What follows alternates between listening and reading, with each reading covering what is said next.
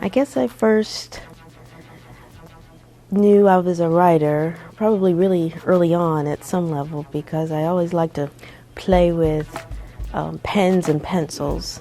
My name is Valaida Fullwood, and I'm the author of the new book, Giving Back, a tribute to generations of African American philanthropists. 15 years ago that I began identifying myself as a writer, someone had heard the script delivered and told me that I had a gift, and that was when the epiphany, I guess I had my first epiphany that I might be a good writer, or that I had a distinct skill set. 4.5 years ago, I had the idea for the book Giving Back, and all along I never set out to be a writer or to at least write a book.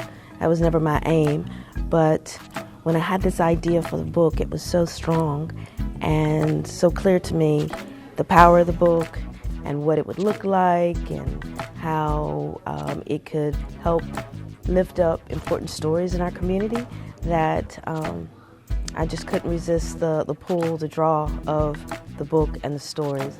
The experience was far more difficult than I would have ever imagined, but I imagine that's how most projects end up being. You start out very enthusiastic and confident that you can do it pretty quickly, and in reality it took about 4.5 years. The concept was clear from early on, but it took that much time to secure the funding, identify the photographer, who's Charles Thomas, who couldn't have made a better choice. That was providential that I was able to connect with him and he was willing to collaborate with me on the project. Then it was a matter of collecting the stories and getting people to share them and scheduling the photo shoots, and a lot of logistics, a lot of details to sort out, a lot of moving parts, a lot of people, and when you have that human element, you just never know what's going to be in store.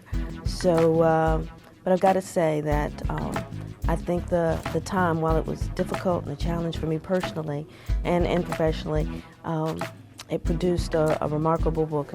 I hope the readers of Giving Back enjoy the layered elements to it. I think there's a lot of history woven in addition to the personal stories, and insight on some traditions in African American philanthropy.